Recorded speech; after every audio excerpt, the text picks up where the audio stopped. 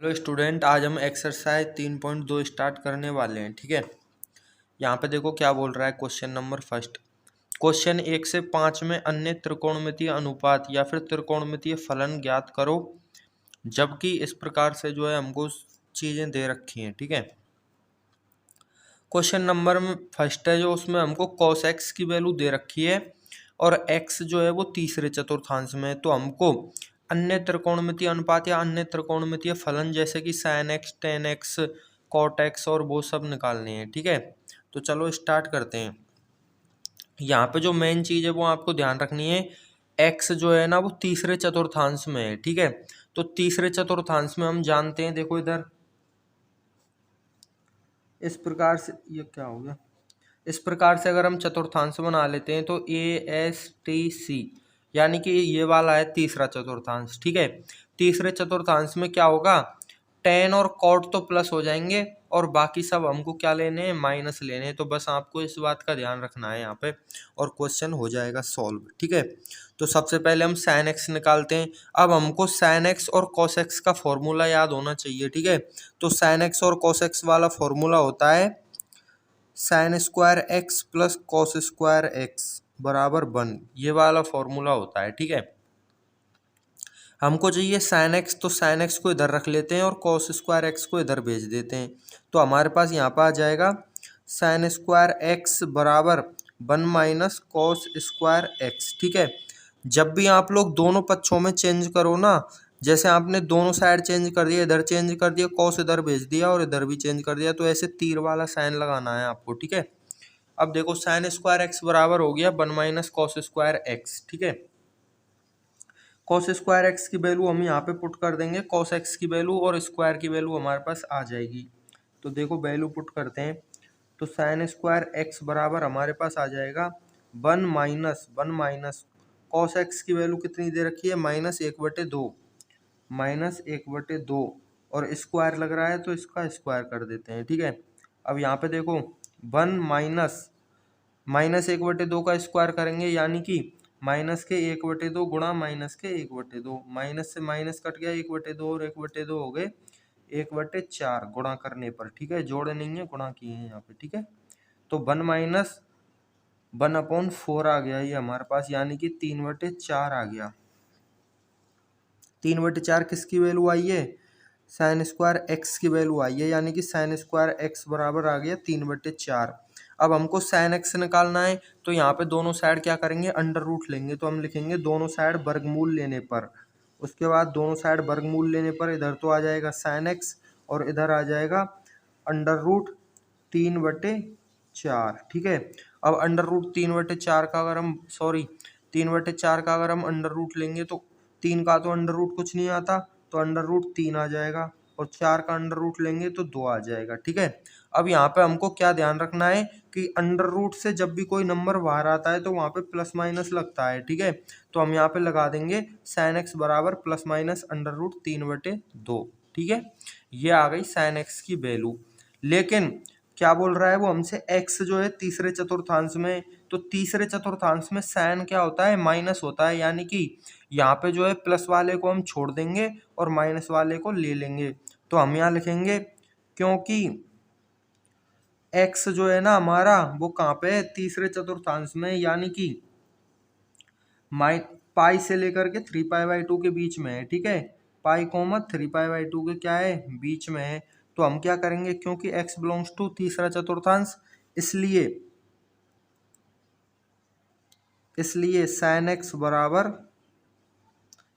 बराबर under root 3/2 किसका, minus का। ठीक है, तो प्लस वाले को हमने छोड़ दिया और माइनस वाले को हमने ले लिया, यानी कि हमारे पास देखो कॉस एक्स की वैल्यू तो दे रखी थी, कॉस एक्स की वैल्यू -1/2 दे रखी थी और साइन एक्स की वैल्यू आ गई हमारे पास अंडर रूट 3/2। अब हम बचे कुचे जो भी ट्रिग्नोमेट्रिक फंक्शन है उनको निकालेंगे यहाँ पे। ठीक है, तो देखो tan x बराबर हम जानते हैं sin x बटे cos x, तो यहाँ पे वैल्यू पुट कर देंगे, sin x की वैल्यू है -√3/2 और cos x की वैल्यू है 1/2, ठीक है। 2 से 2 कट जाएगा, माइनस से माइनस कट जाएगा। √3 में अगर हम 1 का भाग देंगे तो √3 ही आ जाएगा, ठीक है।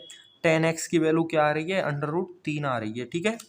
उसके बाद निकालेंगे cot x, तो cot x होता है हमारे पास 1/tan x, यानी tan x का उल्टा होता है।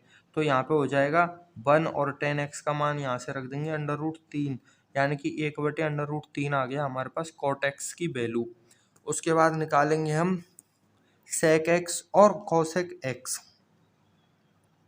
sec x की वैल्यू होती है हमारे पास 1/cos x, तो 1/cos x की वैल्यू है -1/2, तो -1/2। अब 1/2 को ऊपर ले जाएंगे तो उल्टा हो जाएगा, तो ये हो जाएगा -2/1, यानी कि हो गया -2।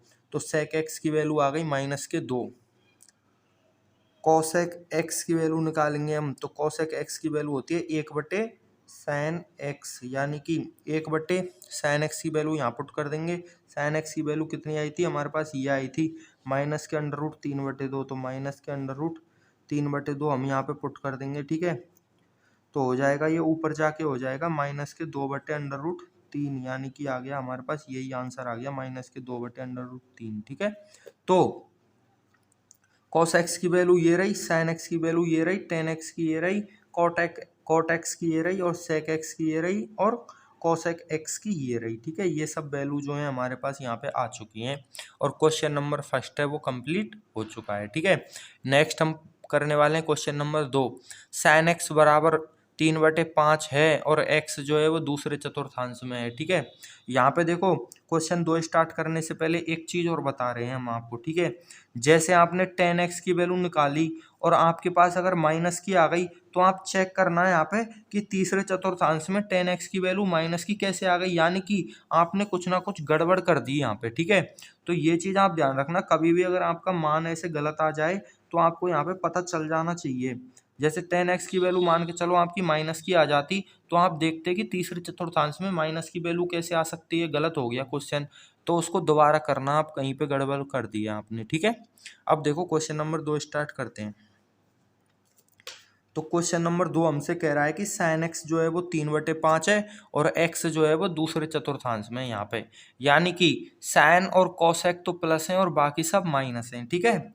तो चलिए स्टार्ट करते हैं अब हम यहाँ पे। तो एक बार फिर से क्वेश्चन 2 को हम लिख लेते हैं। हमारे पास दे रखा है sin x बराबर 3/5, x जो है वो क्या है, दूसरे चतुर्थांश में, यानी कि π/2 से और पाई के बीच में है x, ठीक है। ये हमारे पास दे रखा है क्वेश्चन नंबर 2। तो चलिए स्टार्ट करते हैं। सबसे पहले वही करेंगे, cos x निकालेंगे हम, ठीक है। तो हम जानते हैं cos² x plus sin² x बराबर 1 होता है, यानी कि cos² x बराबर 1 - sin² x होता है, ठीक है। यहाँ पे हमने डायरेक्ट पक्षांतरण करके एक फॉर्मूला लिख दिया है, ठीक है, क्योंकि ऐसे बार बार नहीं लिखते पूरा फॉर्मूला, वो शुरुआत में समझाने के लिए ही लिखते हैं, ठीक है।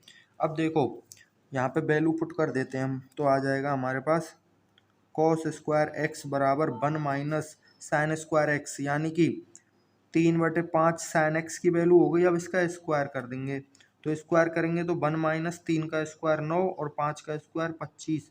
अब 25 इधर आ जाएगा, लघुत्तम लेंगे तो आ जाएगा 25 - 9/25, यानी कि 16/25, यानी कि सॉरी cos² x की वैल्यू आ गई हमारे पास 16/25, ठीक है। हमको cos x की वैल्यू चाहिए तो अंडर रूट लेंगे, तो cos x की वैल्यू के लिए अंडर रूट लेने पर, ठीक है, इधर 16 का अंडर रूट आ गया 4 और 25 का अंडर रूट आ गया 5। हमने आपको बता रखा है कि जब भी अंडर रूट लेते हैं तो प्लस माइनस का क्या आता है, चिन्ह आता है, तो यहाँ पे हमने प्लस माइनस लगा दिया, ठीक है। और यहाँ पे लिखेंगे अंडर रूट लेने पर, इस लाइन से पहले और इस लाइन के बाद में, ठीक है। इतना लिखने के बाद हम क्या लिखेंगे, देखो चूंकि हम जानते हैं कि x बिलोंग्स टू π/2 टू पाई, यानी कि x जो है वो दूसरे चतुर्थांश में, और दूसरे चतुर्थांश में cos क्या होता है, माइनस का होता है, इसलिए प्लस के चिन्ह को छोड़ने पर, और cos x बराबर हो जाएगा -4/5। क्यों हो जाएगा, क्योंकि x belongs to second quadrant, यानी कि π/2 टू पाई, ठीक है, इस प्रकार से। तो हमारे पास आ गई sin x की वैल्यू 3/5, cos x की वैल्यू -4/5, तो 10x की निकाल देंगे हम यहाँ पे। तो चलो 10x की वैल्यू निकालते हैं। तो 10x की वैल्यू आ जाएगी हमारे पास, 10x की वैल्यू होती है साइन बटे कॉस, आपको ध्यान रखना है साइन बटे कॉस। तो साइन की वैल्यू ये रही 3/5 और कॉस की वैल्यू ये रही -4/5। 5 से 5 कट को बचो का -3/4, यानी कि -3/4 हमारा जो है आंसर आ चुका है यहाँ पे। ठीक है, किसका? 10x का। अब आपको एक बार चेक कर लेना है 10 क्या आ रहा है, माइनस का आ रहा है, यानी कि दूसरा चतुर्थांश है तो बिल्कुल सही आ रहा है। ठीक है, अब देखते हैं हम cot x। तो cot x होता है वो 10x का क्या होता है, उल्टा होता है। तो cot x बराबर 1/10x बराबर 10x का उल्टा करेंगे, यानी कि -3/4 का उल्टा करेंगे। तो माइनस का उल्टा माइनस और 3/4 का उल्टा 4/3। तो इस प्रकार से जो है हमारा cot x भी आ गया। बात करते हैं दूसरे वाले फंक्शंस की। ठीक है, तो देखो sec x बराबर होता है 1/cos x, यानी कि 1/cos x कहाँ है हमारा, ये रहा -4/5। हमको तो डायरेक्ट दिख जाता है। ठीक है, आपको क्या करना है, जैसे sin x की वैल्यू आ गई तो इसको इक्वेशन फर्स्ट दे दो, cos x की वैल्यू आ गई तो इक्वेशन सेकंड दे दो, इस प्रकार से दे दो ताकि आपको ध्यान रहे। ठीक है, अब cos x की वैल्यू -4/5 हमने यहाँ पे रख दी, 5 ऊपर जाएगा तो 5 ही रहेगा, मतलब उल्टा हो जाएगा ये ऊपर जाके। ठीक है, और 4/5 है वो 5/4 हो जाएगा, और माइनस का भाग देंगे तो माइनस ही आएगा। ठीक है, तो sec x की वैल्यू आ गई -5/4। cosec x की वैल्यू क्या आ जाएगी यहाँ पे, तो cosec x की वैल्यू आ जाएगी sin x का उल्टा, यानी कि 5/3। ठीक है, इस प्रकार से cosec x की वैल्यू आ गई। एक चीज और आपको बताना चाहते हैं, आपने एक फॉर्मूला पढ़ा होगा 1 + tan² x बराबर होता है sec² x। sec x की वैल्यू ना आप यहाँ पे tan की वैल्यू पुट कर दो -3/4, तब भी sec x की वैल्यू आ सकती है। देखो निकाल के दिखाते हैं आपको। sec² x 1 + यहाँ पे स्क्वायर करेंगे तो -3 का स्क्वायर 9 हो जाएगा और 4 का स्क्वायर हो जाएगा 16। ठीक है, तो ये आ जाएगा 16 और 9 हो गए 25, ऊपर तो 25 और नीचे 16। sec² x बराबर 25/16 आ गया। अंडर रूट लेंगे तो sec x बराबर आ जाएगा 5/4। अंडर रूट लिया है तो प्लस माइनस लगा दिया। ठीक है, यानी कि sec x की वैल्यू आ गई +-5/4। अब दूसरा चतुर्थांश है तो sec किसका होगा, माइनस का, तो प्लस को छोड़ देंगे और sec x की वैल्यू आ जाएगी -5/4। यहाँ पे भी sec x की वैल्यू आ रही थी -5/4।